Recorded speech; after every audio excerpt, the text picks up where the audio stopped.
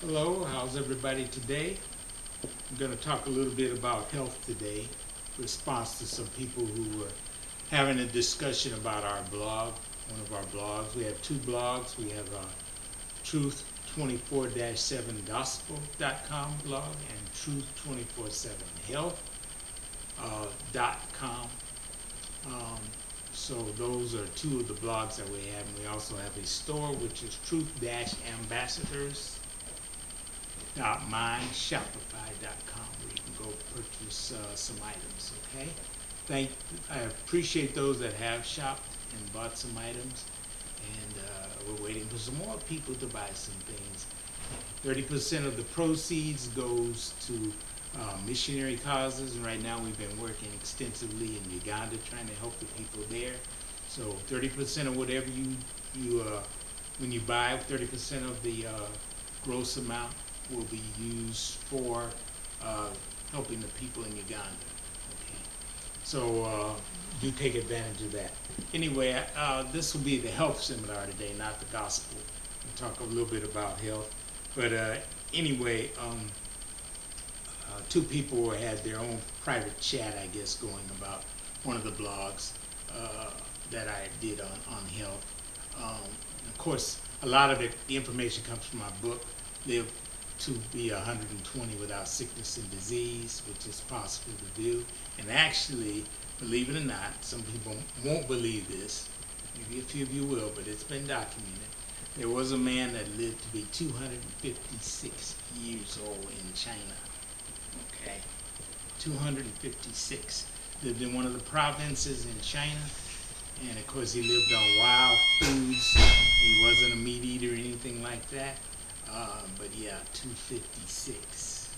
But you're not gonna hear about that in any of the journals. You're not gonna hear about that. Any of the scientific shows. No doctor's gonna tell you that. Definitely the people that sell us the processed and packaged foods are not going to talk about that, because there's no way you're going to make it eating processed packaged foods. You're not going to do it eating 3 meals a day, and you're not going to do that eating a heavy diet of meats. You're going to have a lot of fruits, vegetables, herbs, things like that, grains. But anyway, yeah, 256 years old. I can't remember his name, even if I could read it to you. I still couldn't pronounce it, but it was China. It was in China. He lived in one of the provinces in China, and you can Google it and find out for yourself. 256. And there have been documented cases of people in Russia that have lived to like 172, 173. And here in the United States, I know of a couple in the South that lived to 140. Well, I don't know, they may be still alive, for all I know.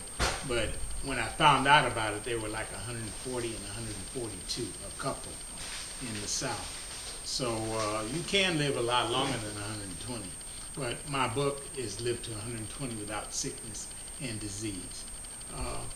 And there was some discussions, like I said, people were commenting on it. I never, in my book even, I never tell people what to eat. You can eat whatever you want to eat. God can't even make you eat what he wants you to eat, because he's not going to violate your will. So who am I to tell you what to eat? I don't tell people what to eat. I just tell them what's best for longevity. Now, there have been people that have lived over 100 that drink every day, eating meat all the time. I'm not saying that that's not possible. But I know one thing, that person that did eat and drink like that lived to that age, would have lived longer had they not eaten like that. So even if they lived to 110, 115 eating and drinking like that, they would have probably made it 150, 160 if they had, because it's a fact that eating dead foods causes death, and eating live foods causes life. I mean, it's just common sense anyway. But anyway, you can eat whatever you want to eat. You can drink whatever you want to drink. You can smoke 10 packs of cigarette a day if you want to. That's up to you. I have no problem with it. Not something I do, But I try to tell you some of the things to help you with your health. And so anyway, I forgot who it was, but somebody was discussing the fact that they had a relative that did a lot of drinking and ate crazy, and they still lived a long life. I never said that you wouldn't. But like I said, if you do live a long life eating and drinking like that, you could live a lot longer if you didn't. So in our country here, we eat 3 meals a day, which is not necessary, but people tend to do that. My wife and I, we don't eat 3 meals a day. We'll eat like basically 2 meals a day. But we try to stay away from packaged and processed foods, though, as much as we can. Now, here in America, it's very difficult to eat totally perfect. I mean, it's almost impossible, because in the Western world, it's about making money, and they'll sell you anything, and they don't care, because it's like I said, it's about making money. When you care about making money, you don't care about people or their health, then you'll do anything. So that's why we as consumers have to beware and be wise ourselves, and not go for everything they'll try to sell you just because they want to sell you. Somebody wants to sell you some cyanide tablets, I don't care how much it is on sale and how much they tell you it's good for you. You have to have enough sense to know it's not good for me and don't buy it. So basically that's what it is. You have to use your own common sense. And a lot of your health, you have to be conscientious about it and concerned about it yourself, and not put all of your health needs on somebody else, so-called professional, who may not even like you. How many people have went to the doctor in their lives and asked them to see their medical credentials? I've never heard anybody that has. Most people don't. They may not even be a doctor for all you know. And then even if they are a doctor, you don't know what they were taught to get their certificate. I know one thing: doctors are not required to take classes in nutrition. So that's one thing. And you are what you eat. Common sense would tell you that you are what you eat. Just like you would not put milk in a car and expect it to run. You put gasoline, because that's what it runs on. Our bodies runs on nutrients, and you got to put in something that has nutrients in it. And nutrients come from live foods, not dead foods.